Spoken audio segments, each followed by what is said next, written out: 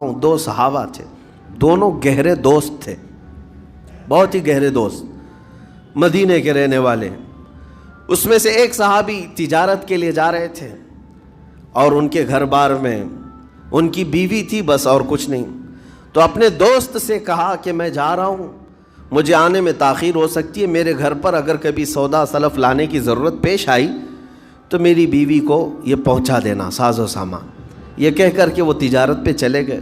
جو دوست صحابی تھے، دیکھیں صحابہ کے بہت سارے کام امت کے لیے درس ہیں، قیامت تک آنے والے مسلمانوں کے لیے وہ مشعل راہ ہیں۔ تو وہ جو دوست صحابی تھے سودا سلف لے کر کے گھر جایا کرتے تھے اپنے دوست کی بیوی کو پہنچانے کے لیے۔ ایک دن ایسا ہوا کہ شیطان نے ورغلایا اور سودا سلف سامان لے کر گھر گئے۔ ان کی خاتون باہر آئی دوست کی، انہوں نے اس خاتون کا صرف ہاتھ پکڑ لیا اور وہ عورت چونکہ مدینے کی رہنے والی صحابیہ ہیں، اپنا ہاتھ تو چھڑا لیا، لیکن وہ چیخ مار کر رونے لگی کہ جس پر میرے شوہر نے سب سے زیادہ اعتماد کیا، تم تو جگری دوست بھائی کی طرح تھے، ہاتھ کیسے بڑھا دیا؟ تو اس صحابی کو فوراً احساس ہو گیا کہ میں بہت بڑی خطا کر گیا، میرے بھائی اور میرے دوست کی امانت میں نے خیانت کر دیا، اس نے مجھ پر بھروسہ کیا تھا اور اس کی بیوی کا میں نے ہاتھ پکڑ لیا۔ بس اتنی سی بات تھی، وہ خاتون بھی رونے لگ گئی کہ میرے ساتھ کیا ہوا، یہ صحابی بھی رونے لگ گئے، احساس فوراً ہو گیا کہ میں نے غلط کیا ہے، سودا سلف لانے کے وقت مجھ سے غلطی ہو گئی، خطا ہو گئی۔ اب اس خطا کی وجہ سے وہ کرتے کیا؟ ان کو تو ڈر یہ تھا کہ میں اپنے دوست کو منہ دکھانے کے بھی قابل نہیں، اور نہ ہی میں یہ چیز کسی کے سامنے ذکر کر سکتا ہوں، کیا کروں؟ تو مدینہ چھوڑ کر کے چلے گئے پہاڑیوں میں، اور بغیر کھانا پانی سب کچھ بھی نہیں تھا، پہاڑیوں کے بیچوں بیچ رہنے لگے، اور صرف روتے تھے اور گر جاتے تھے، اور کمزوری آ گئی جسم میں، اٹھنے پھرنے کی بھی طاقت نہیں تھی۔ اب وہ دوست ان کے صحابی تجارت سے واپس آئے، گھر میں آتے ہی ان کی خاتون نے بتا دیا کیا معاملہ پیش آیا۔ وہ بہت جلال میں آئے اور کہا کہ میرا دل ٹوٹ گیا، آج میری کمر ٹوٹ گئی، جس کے ساتھ ہم نے پوری زندگی بتائی، آج اس نے میری عورت کے ساتھ ایسا کیسے کیا؟ بہرحال انسان ہے، خطا ہوتی ہے، انسان ہے، بھولنا اور خطا کرنا اس کی عادت ہے۔ اب ان کو دل میں تو بہت تکلیف ہوئی، کروں کیا؟ لیکن وہ صحابی تھے، انہوں نے کہا یہ معاملہ سیدھے حضور پاک کی بارگاہ میں رکھتا ہوں، کہا کہ میں سزا دوں گا یا پھر جو ہے ان کے لیے جو قرار واقعی چیز ہوگی وہ دلا کر رہوں گا۔ بارگاہ مصطفیٰ صلی اللہ تعالیٰ علیہ وسلم میں تشریف لائے، عرض کیا کہ آقا ایسا ایسا ہو گیا، میرے معتمد ساتھی نے میرے گھر میں ایسا معاملہ کر دیا۔ نبی پاک صلی اللہ تعالیٰ علیہ وسلم غمگین ہو گئے کہ ان دونوں کے درمیان ایسا کیسے ہو گیا۔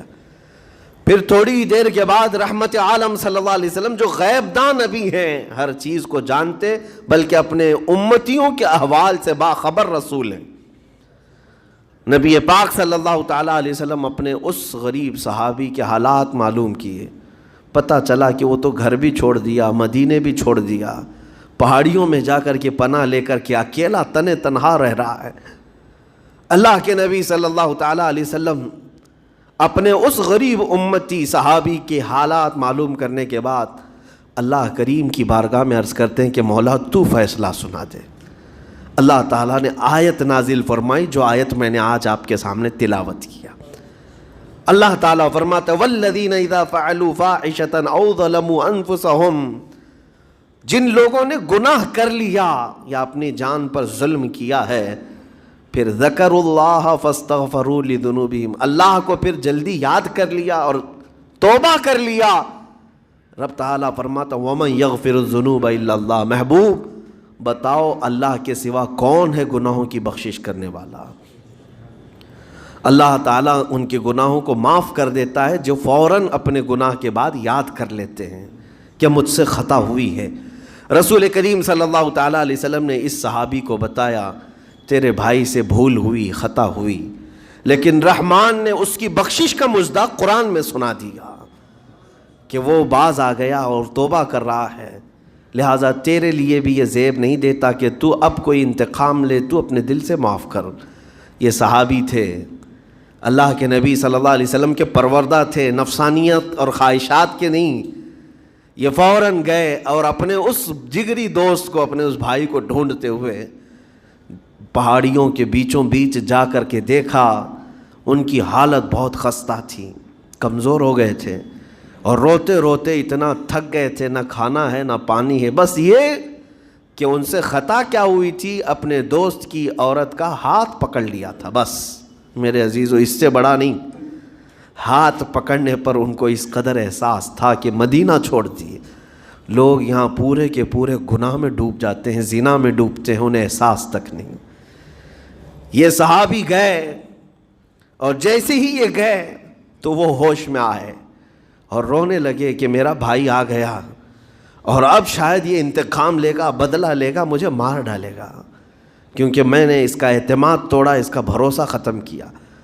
لیکن یہ صحابی گئے اور ان کا ہاتھ پکڑا اور اپنے سینے سے لگایا، کہا کہ تو بھی ابن آدم ہے، میں بھی ابن آدم ہوں، انسان ہے، خطا ہو گئی، لیکن بشارت ہے تجھے کہ اللہ نے قرآن میں محبوب کی بارگاہ میں آیت اتاری، تیری بخشش کا پروانہ اتار دیا۔ وہ اس قدر خوش ہوئے کہ اس صحابی کو تھام لیا اور کہا میں تو مایوس ہو کر پورے گھر بار سب چھوڑ کر کے آیا تھا، لیکن میرا رحمان خدا بندوں کو کبھی چھوڑتا نہیں، کبھی اکیلا ہونے نہیں دیتا، وہ مایوس نہیں کرتا۔ میرے عزیزو، آج ہمارے پاس وقت ہے، جب ٹھوکر کھائیں تو فوراً احساس ہو جائے، جب غلطی ہو جائے۔ غلطیاں کس سے نہیں ہوتی؟ گناہ سب سے ہوتے ہیں، اور اسی لیے میرے آقا صلی اللہ علیہ وسلم ارشاد فرماتے ان بنی آدم خطاؤون وخیر الخطائین التوابون۔ آدم کی ساری اولاد خطا کرتی ہے، یعنی آدمی سب خطا کرتے ہیں، لیکن بہترین خطا کرنے والا وہ ہے جو خطا کرتے ہی توبہ کر لیتا ہے، توبہ کر لیتا ہے۔ کوئی رات تمہاری ایسی نہ ہو کہ بغیر توبہ کے سو جاؤ، کوئی صبح ایسی نہ ہو آپ کی جو اللہ تعالیٰ کی بارگاہ میں استغفار کر کے نہ شروع کرو۔ ہر دن توبہ کرو، ہر دن اللہ کریم کی بارگاہ میں استغفار کرو۔